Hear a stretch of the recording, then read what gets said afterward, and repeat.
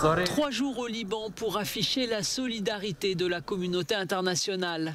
Le secrétaire général de l'ONU, Antonio Guterres, a entamé ce dimanche une visite dans un pays en ruine.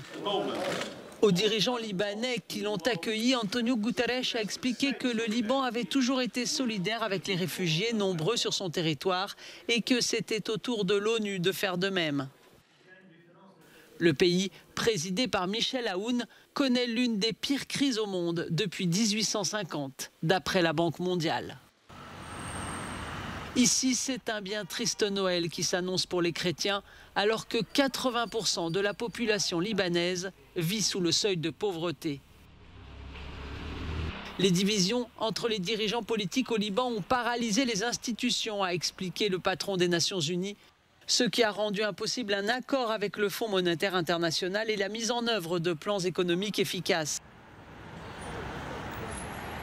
Le gouvernement libanais ne s'est pas réuni depuis la mi-octobre. Le travail du juge d'instruction chargé de l'enquête sur l'explosion au port de Beyrouth attise les divisions politiques.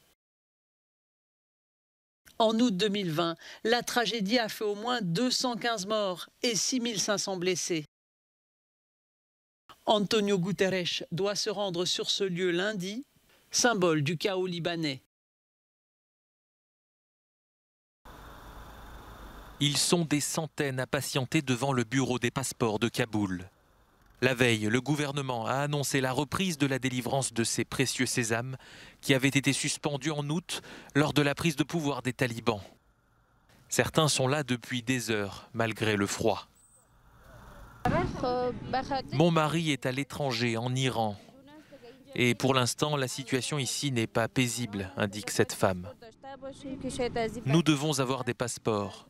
Si la situation empire, alors nous aurons besoin de passeports pour pouvoir fuir.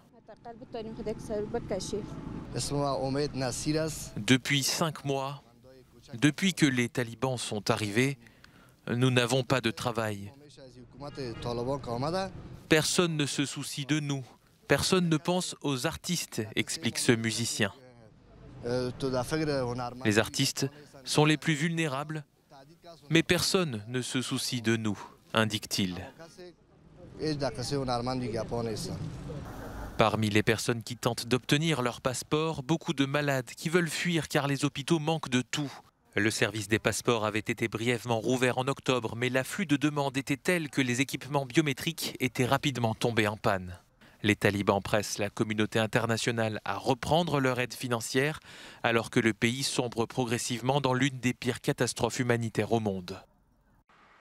Ils arrivent par bus de la République populaire de Lougansk et viennent rendre visite à leurs proches. Chaque jour, 2000 personnes font le voyage entre la zone dirigée par les rebelles depuis 2014 et celle du gouvernement ukrainien. Ils doivent attendre des heures à ce point de contrôle entre les deux zones. Désormais, ils craignent une nouvelle guerre. Bien sûr, nous avons peur. Nous avons tous peur et nous nous sentons à bout. Nous ne voulons pas qu'elle se produise. Même la situation actuelle est meilleure que la guerre. La crainte d'une invasion se fait de plus en plus forte à mesure que les troupes russes se rassemblent à la frontière ukrainienne. Ces dernières semaines, les habitants affirment que la ville située près du pont a été touchée par des tirs d'artillerie à 3 reprises. Les dirigeants occidentaux ont menacé Moscou de lourdes conséquences si la Russie devait attaquer l'Ukraine. Il n'y aura pas de compromis sur le droit de l'OTAN à protéger ses membres, a prévenu son secrétaire général. Dans l'expectative, les habitants de Lougansk continuent à passer par ce passage, le seul entre les deux zones.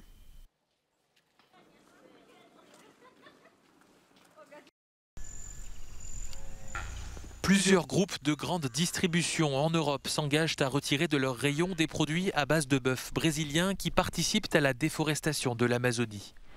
Parmi eux, Carrefour Belgique, Auchan France ou encore Lidl aux Pays-Bas. Ces grandes enseignes ont décidé de retirer les produits de groupes tels que JBS, la multinationale brésilienne, leader mondial du bœuf, ou encore Marfrig ou Minerva. C'est une enquête menée par le collectif de journalistes Reporters Brasil en collaboration avec l'ONG Mighty Earth qui a permis de révéler des pratiques douteuses de certains producteurs de viande. Parmi elles, le blanchiment de bétail qui consiste à transférer des bovins d'une ferme dont la viande ne peut être exportée en raison de la déforestation illégale vers une autre ferme prétendument plus propre, non frappée par ces interdits. Les producteurs mis en cause rejettent ces accusations et disent se conformer aux normes. JBS affirme avoir exclu 14 000 fermes qui ne respectaient pas son cahier des charges. Le poids lourd de l'agroalimentaire assure avoir mis en place il y a 10 ans des contrôles satellites pour surveiller ses fournisseurs. JBS annonce également avoir investi dans une plateforme verte pour obtenir d'ici 2025 une chaîne d'approvisionnement sans la moindre trace de déforestation illégale. La destruction des forêts a fortement progressé au Brésil depuis l'arrivée au pouvoir en 2019 du président d'extrême droite Jair Bolsonaro, favorable à l'exploitation minière ou agricole des zones protégées et des territoires réservés aux indigènes.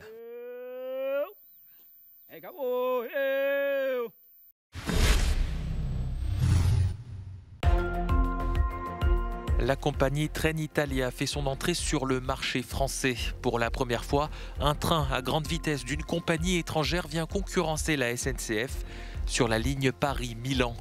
Samedi, la Flèche Rouge, surnom du train italien, est même arrivée avec 2 minutes d'avance à Lyon, avant de poursuivre son chemin jusqu'en Italie.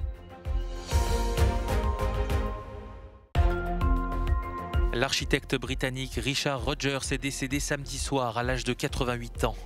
Il était le créateur du centre Pompidou à Paris, mais également du bâtiment de la Cour européenne des droits de l'homme à Strasbourg.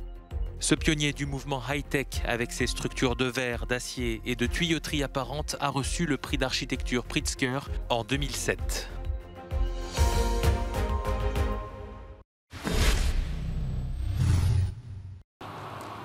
Tout ce qui arrive dans une station d'épuration des eaux usées n'arrive pas forcément en bout de chaîne. À la station d'épuration de Lourdes, au Portugal, les boues issues des déchets traités auront une nouvelle vie. Elle démarrera au mois de juillet prochain grâce à un processus innovant promu par le ministère portugais de l'Environnement. Ce projet est très pertinent car il nous montre que tout peut avoir de la valeur et que ce que nous pensons ne plus avoir de valeur, les déchets que nous produisons, dans ce cas les boues que nous traitons, penser qu'ils n'ont pas de valeur, c'est une erreur. Au départ, les boues n'étaient pour nous qu'un souci, celui de les faire sortir rapidement de la station et de les emmener dans un endroit sans danger pour l'environnement. Aujourd'hui, un gestionnaire ne veut pas se débarrasser des boues. Après tout, les boues pour lesquelles on paie un service afin de les faire sortir peuvent avoir une valeur économique et même générer une valeur pour le gestionnaire de la station d'épuration lui-même. Les boues résiduelles seront utilisées pour la production d'hydrogène et de biogaz, une source d'énergie qui, dans un avenir proche, pourrait venir alimenter les véhicules, les foyers et les entreprises du Portugal. Quand on parle de traitement des eaux usées urbaines, on parle essentiellement de matière organique. Et dans une station d'épuration, elle dégage naturellement du biogaz. Il faut absolument que ce biogaz, qui est une source d'énergie importante, qui peut remplacer le gaz naturel, puisse être utilisé à cette fin. Les projets de production du biogaz issus des boues de la station d'épuration et la production ultérieure de biométhane 100% renouvelable représentent un investissement de plus de 3,5 millions d'euros.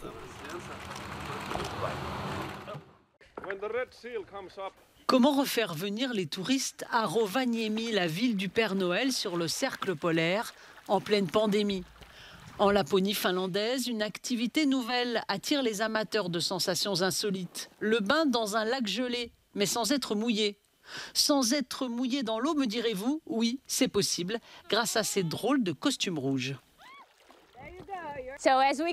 Comme on peut le voir derrière moi, nous avons ces drôles de combinaisons en néoprène épais et elles flottent.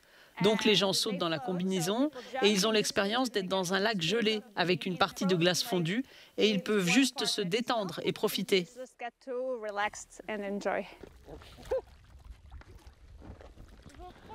Ces deux-là, qui barbotent au sec, ce sont des touristes venus de France qui auront même droit à une aurore boréale pendant leur bain.